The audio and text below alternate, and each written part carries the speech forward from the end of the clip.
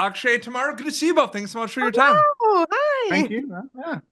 Tamara, it's interesting, right? Because I feel like you can kind of tackle this any way depending on the project. But when you're working on something that was a book series, a very popular book series before, what is your relationship with the original source material? Do you use it a lot? Do you kind of throw it away? Like, I'm just curious about that. I use it enough to just expand, that all those details kind of swim around in my consciousness.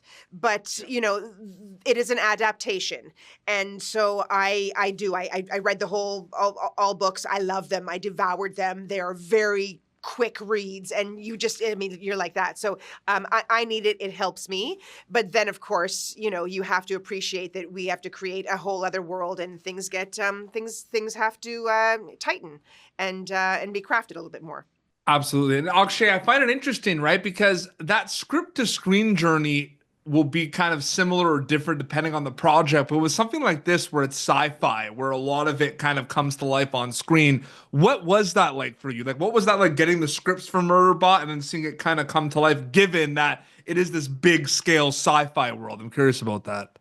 Dude, it's insane seeing your imagination actualized, It's like when we walked into the habitat, people were crying because it's like it was such a long journey to get to the start of the shoot. Like, I auditioned like a year and a half before, and then the writer's strike happened, all this kind of stuff.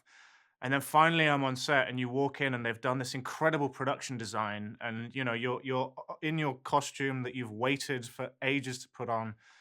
It's a really emotional moment. So yeah, it was gorgeous, man. Absolutely. Tamara, it's all storytelling at the end of the day, but I'm just wondering, how separate are past projects compared to something like Murderbot? Like, do mindsets or preparation from something like Outer Range come into play like something like this, or are they completely separate once you wrap them? Totally separate. You think we're like, oh, it was kind of sci-fi, and then you go into this. But I think that the thing that was so different was this ensemble. Even though Outer Range was an ensemble, it wasn't a friendly ensemble. It was very divided worlds.